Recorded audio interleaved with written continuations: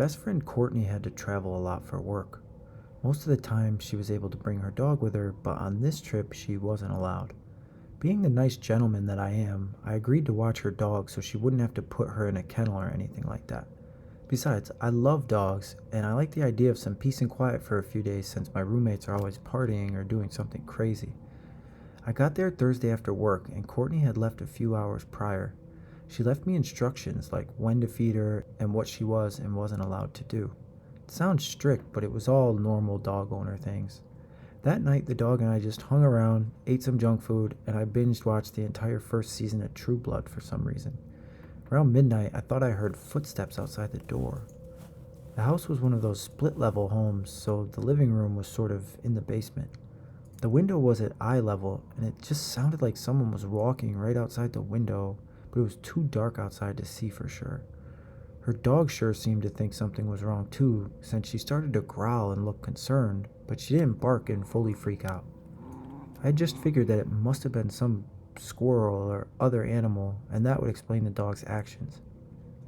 I didn't want to sleep in her bed since I've always viewed Courtney as like a sister and not a significant other, so I thought it would have been kind of weird to sleep in her bed. So I slept on the couch with her dog, and all night long the dog seemed to be on high alert, staring at the windows. I figured it was because Courtney was out of town and the dog was just anxious about missing her owner.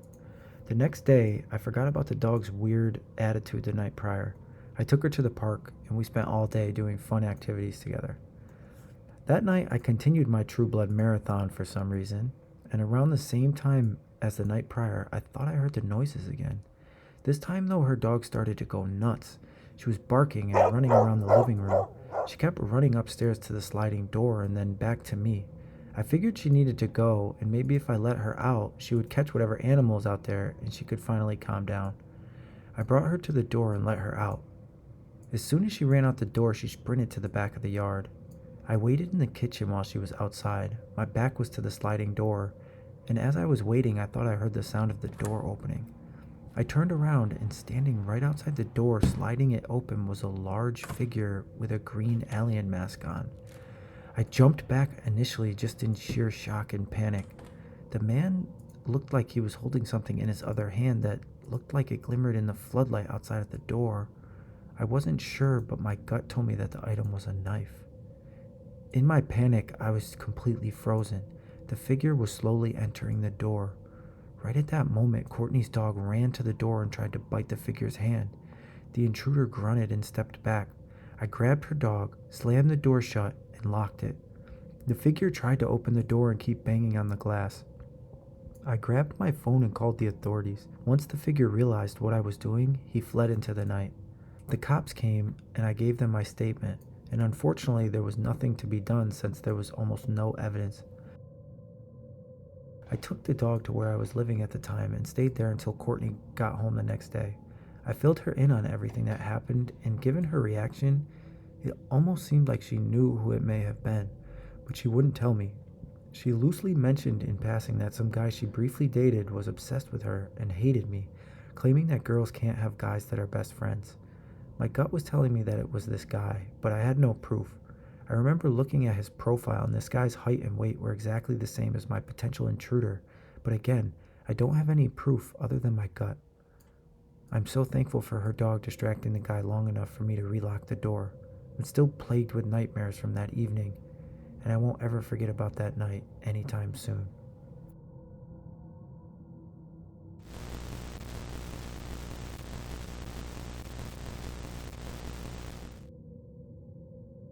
This is a short story that happened to be a few years ago during my summer vacation from college.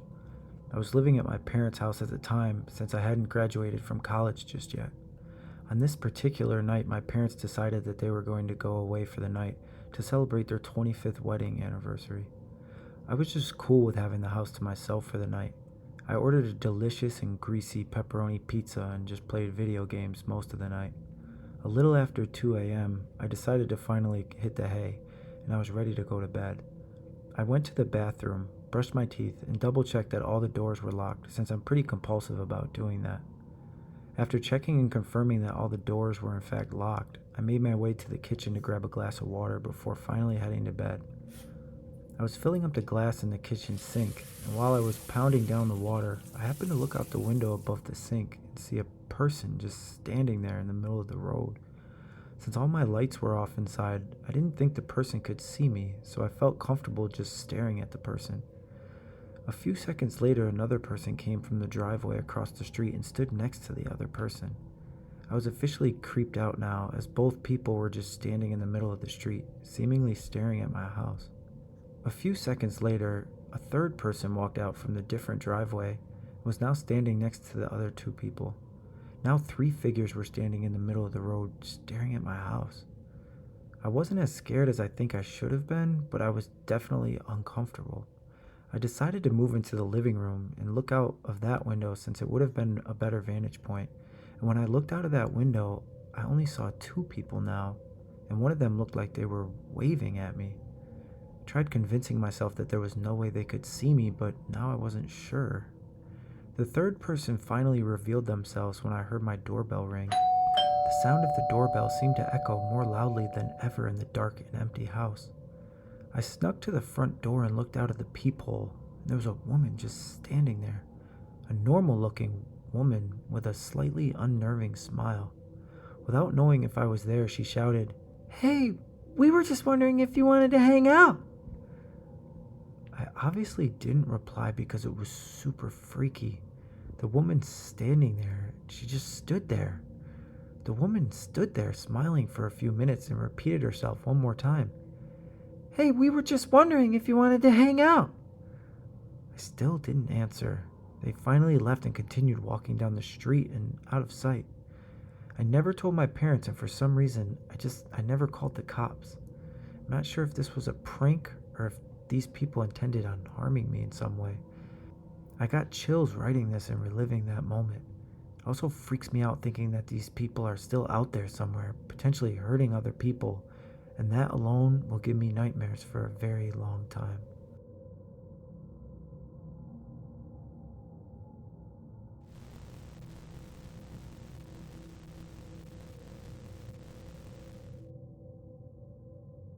A few years ago, I broke up with my girlfriend, and I'm not going to lie, life was hard for a while. I moved back in with my parents, and that was its own horror story. I started working 2 jobs so I could afford my own place. While working at one of my jobs, I met a guy named Rick who just happened to own a few properties in my hometown. Rick gave me an excellent deal on a beautiful house on a local lake in my hometown. He agreed to rent it to me cheap if I did some work around the house. I couldn't pass up the chance. The house was incredible. It was a large ranch with 2 bedrooms and all the appliances included. The living room had all windows that overlooked the water, but my favorite thing about the house was the lack of neighbors. The closest house to me was probably 100 yards down the road. The first few weeks in the house were amazing. Rick stayed out of my way for the most part and let me do my thing. When I moved in, he gave me a list of repairs and renovations he wanted me to do, and I spent my free time working on them, and I would send him progress pictures. I started to realize that the house needed a lot more work than I thought. I still loved the place, but it was clear that it was severely out of date. I told Rick that certain jobs were going to require a lot more work than expected. He told me that the house had pretty much been empty for 15 years. He only bought it about 6 months ago, so he knew it wasn't going to be easy to make it completely up to date. He bought me more supplies, and I started to really put some work into the house. When the nights started getting cold, I noticed a persistent draft in the house. When I tried to pinpoint the exact location, I found that it was coming from a closet that was located in the kitchen. When I investigated the closet, nothing seemed out of place at first. Then, I noticed in the corner, a small piece of the laminate floor was missing. I grabbed my flashlight, curious, since there wasn't a light in the closet, and got on the floor to look at this out-of-place missing piece. That piece was clearly where the draft was coming from. When I touched the spot on the ground, I noticed that the spot felt almost hollow. I grabbed some of my tools, and I noticed that the floorboard underneath the laminate popped right out. I didn't know what possessed me to shine my light down there, but I did it anyway. I wasn't sure at the moment, but it looked like a room underneath the floor. Against my better judgment, I started to rip up the floor since I was planning on putting on a new floor anyways. When I moved a bunch of the floorboards, I couldn't believe what I was seeing. There was a small wooden ladder that went into a dark hole in the ground. The hole was surrounded by concrete walls and led to a room no bigger than the size of a normal bedroom. The room looked old and dirty. There was writing on the walls with what I assumed was paint, and it was weird things that were written that don't really make sense to me. Things like, just a few more days, be patient, and most disturbing to me, they will never find out. There were all sorts of books on the ground and a desk and a chair that had so many burnt out candles and candle wax everywhere. I was more disturbed and intrigued than scared until what happened next. I was going to go back up the ladder and grab my phone to call Rick. When I was halfway up the ladder, I heard a voice shushing someone. I froze for a split second, and then I heard a voice whisper, "Let's get out of here for now." I then heard a series of footsteps make their way to the door. I waited for a bit and then finally went upstairs, now totally terrified. The front door was left wide open and the kitchen was filled with muddy footprints. I was absolutely done. I left right away, and on my way to my parents' house, I called Rick and told him everything. He claimed he didn't know about the secret room, and from what I understand, he did call the police about the intruders. My rational brain is telling me that the intruders breaking in was just a coincidence, but a part of me can't help but believe that something sinister was going on in that room, and the intruders were related to that room in some way. I only went back to that house one time with a group of friends to grab my stuff, and I never went back. I don't know what happened that night, and I don't really want to. Does anyone out there have any idea what happened? Was it a coincidence?